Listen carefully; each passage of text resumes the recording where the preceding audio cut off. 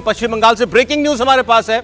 पश्चिम बंगाल में जैसे जैसे चुनाव नजदीक आ रहे हैं, राज्य में हलचल बढ़ रही है और अब तो कानूनी तौर पर बढ़ रही है। ईडी ने सुप्रीम कोर्ट में याचिका दाखिल करके पश्चिम बंगाल की मुख्यमंत्री ममता बनर्जी, डीजीपी राजीव कुमार और कोलकाता पुलिस कमिश्नर मनोज कुमार को पक्षकार बनाते हुए इनके खिलाफ तत्काल एफआईआर दर्ज करने की मांग की है।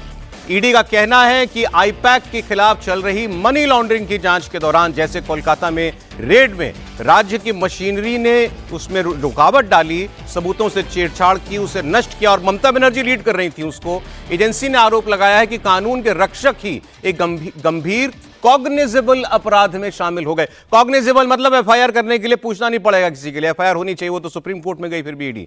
और इसलिए ईडी ने मांग की है कि इन तीनों लोगों के खिलाफ, खासतौर पर कौन, मुख्यमंत्री ममता बनर्जी, डीजीपी और पुलिस कमिश्नर कोलकाता, इनके खिलाफ तत्काल एफआईआर की जानी चाहिए। सीबीआई जांच की मांग भी की है ईडी ने, और ईडी ने कहा है कि हमारे अधिकारियों को डराया गया, धमकाया गया, उनके पास मौजूद महत्वपूर्ण फाइलों को और इलेक्ट्रॉनिक एविडेंसेस उनसे छीन लिए गए और फिर एक बक्स में भरकर, ट्रंक में भरकर ममता बनर्जी वहां से उसको ले गई।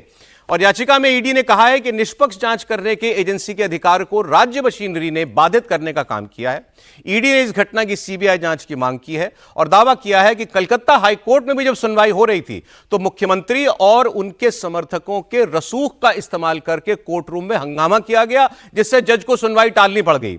ईडी ने आगे सुप्रीम कोर्ट में यह कहा है कि मुख्यमंत्री, डीजीपी और कोलकाता पुलिस कमिश्नर पर भारतीय न्याय संहिता की 17 धाराओं के तहत आरोप लगाए जा सकते हैं और तत्काल इनके खिलाफ ये एफआईआर होनी चाहिए। मामला आपको सब मालूम है, जब ये आईपैक के निदेशक के घर और उनके दफ्तर पर छापा मार रही थी ईडी, उसका कहना है कि वो कोल स्कैम में 1700 करोड़ से ज्यादा रुपए का कोल स्कैम का दावा है, कहा जाता है।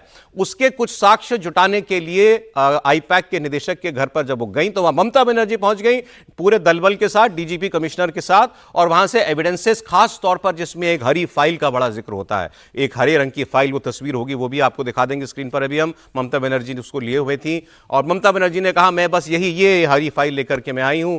तो ईडी ने भी इसी हरी फाइल की बात की है कि ये फाइल और कुछ इलेक्ट्रॉनिक एविडेंस, जिसमें एक फोन भी है, एक आईफोन है और इसके अंदर एक पेन ड्राइव या हार्ड डिस्क जैसी चीज है, ये ममता बनर्जी अपने साथ लेकर के गई। अब सवाल यह है कि इसमें आगे क्या होगा। सुप्रीम कोर्ट में मामला पहुंच गया है। ममता बनर्जी ने अपनी सफाई में यह कहा था कि यह हमारे चुनाव की रणनीति से जुड़े हुए गोपनीय दस्तावेज लेने के लिए ईडी की आड़ में बीजेपी ने काम करवाया था। और ममता जी ने यह भी कहा था, जब ये उनके खिलाफ बहुत शोर मचने लगा कि एक मुख्यमंत्री ऐसा कैसे कर सकती है, एक केंद्रीय एजेंसी की जांच में जाके बाधा डाले, तो उन्होंने कहा मैं मुख्यमंत्री के तौर पर नहीं गई थी, मैं गई थी एक पार्टी की मुखिया के तौर पर, क्योंकि मेरी पार्टी को चुनाव में जाना है और उसके गोपनीय डिटेल्स जो हैं चुराने के लिए वहां पर ईडी पहुंची हुई थी। तो ये अभी अभी सुप्रीम कोर्ट का अपडेट हमने आपको दिया है। इसके अलावा बीजेपी तो यह मांग कर रही है कि अरेस्ट होना चाहिए ममता बनर्जी को, ममता बनर्जी को गिरफ्तार किया जाना चाहिए। यह बीजेपी जो है वो लगातार मांग कर रही है। पश्चिम बंगाल के नेता हैं जो बीजेपी के नेता विपक्ष बीजेपी के शुभेंदु अधिकारी, उन्होंने कहा है कि मुख्यमंत्री को कानूनन इस वक्त अरेस्ट करने के सारे ग्राउंड्स मौजूद हैं। शुभेंदु अधिकारी का कहना है कि लोग चाहते हैं कि ममता बनर्जी, राजीव कुमार और कमिश्नर मनोज वर्मा को जेल जाना चाहिए। उन्होंने ईडी के ऊपर हमला किया है, कानून हाथ में लेकर संविधान का उल्लंघन किया है।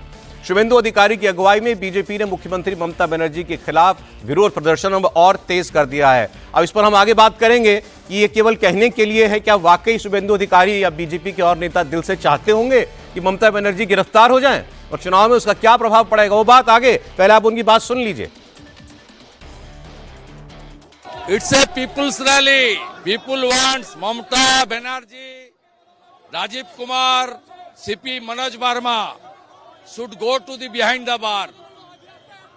ईडी के ऊपर हमला किया, कानून तोड़ा, कानून हाथ में उठाया, संविधान को उल्लंघन किया, दूसरा आदमी का खिलाफ जो कार्रवाई देश की संस्था करता है, ममता के खिलाफ, डीजीपी सीपी के खिलाफ क्यों नहीं हो रहा है। उन्होंने कोर्ट में गया है, इसलिए उनको कार्रवाई को मांग की लेकर और पूरा जनता फाइल चोर ममता ये नारा देकर जनता के सैलाब है, जनता उमड़ पड़ी है सड़क में, ममता हटाओ, बंगाल बचाओ। तो अब एक बड़ा एक अलग डायमेंशन बंगाल के इस चुनाव में जुड़ गया और हर चुनाव में कुछ ना कुछ एक बात ऐसी हो जाती है जो पिछले चुनाव में उसको ममता जी ले उड़ी थी जब उनको चोट लग गई थी, और इस चुनाव में अब ये वाला काम। अब ईडी का कोर्ट जाना उसका अधिकार भी था और उसकी जिम्मेदारी भी थी, क्योंकि वाकई उसकी जांच के दौरान व्यवधान पड़ा और वहां पर राज्य की पूरी पुलिस मशीनरी और मुख्यमंत्री पहुंच गई थी। हाईकोर्ट वो गई, हाईकोर्ट में हंगामा हुआ, वो बात भी ईडी ने सुप्रीम कोर्ट में कही कि ये भी टीएमसी ने कराया कि हाईकोर्ट का जज सुनवाई नहीं कर पाए। अब सुप्रीम कोर्ट में जाकर वो एफआईआर की मांग कर रहे हैं और साथ में कह रहे हैं कॉग्निजेबल ऑफेंस है, तो गिरफ्तारी तो हो सकती है अगर सुप्रीम कोर्ट इस दलील को मान लेता है तो। लेकिन पहले चलिए कानूनी दलील की बात कर लेते हैं, पहले इसके पॉलिटिकल फॉलआउट की बात करेंगे। हर्षवर्धन जी मुझे बताइए, सुप्रीम कोर्ट में मामला चला गया है, सुप्रीम कोर्ट जो करेगा वो करेगा, ईडी की तो जिम्मेदारी थी ना कोर्ट जाना। देखिए, हम लोग इस पर बात कर रहे थे और कम से कम अब ये कह सकते हैं कि ईडी देर आए दुरुस्त आए, और ये काम उसी वक्त क्यों नहीं हुआ, ये थोड़ी चिंता की बात है। ईडी ने उसी वक्त एफआईआर क्यों नहीं कराया, ये चिंता की बात है, क्योंकि ईडी अधिकारियों को उस घटनाक्रम के बाद जो वहाँ का सॉल्ट लेक का थाना था वहाँ जाना चाहिए था, वहाँ एफआईआर देनी चाहिए थी ममता बनर्जी के खिलाफ, और जो भी लोग वहाँ पहुँचे उन सब के खिलाफ। एफआईआर नहीं लिखी जाती तो जुडिशियल उसके लिए प्रोसेस है, कोर्ट में जाते उसके तहत तो एफआईआर कराते। हाईकोर्ट तो चले ही गए थे। नहीं, हाईकोर्ट तो गए चूंकि वो बाधा की बात, लेकिन मैं तो कह रहा हूं एफआईआर कराते, ना लिखी जाती अलग बात है, वहां जाते। जो सुप्रीम कोर्ट में जिक्र किया ममता बनर्जी की सरकार के मामले में, वो जरा सुनना चाहिए। उन्होंने कहा, और हम लोग उस दिन आश्चर्यचकित थे, और मैंने कहा भाई टीएमसी कुछ बोले तो क्या बोलेगी टीएमसी की, चीफ मिनिस्टर जाएगा, कोई एजेंसी कर रही फाइल उठा के लाएगी, तो टीएमसी के पास तो कुछ बोलने का नहीं थे, फिर भी वो गई। और हाई कोर्ट में टीएमसी समर्थित लोगों ने इतना हल्ला हंगामा किया कि उच्च न्यायालय के न्यायाधीश को कहना पड़ा कि भाई शोर बहुत है। अरे शोर क्या होता है भाई, तमाशा है क्या? एक बार आप ऑर्डर करेंगे पूरा हॉल खाली हो जाएगा, आप कहेंगे कि हमें किसी को नहीं सुनना, सिर्फ जो लोग इसमें कंप्लेनेंट हैं पार्टी हो करे।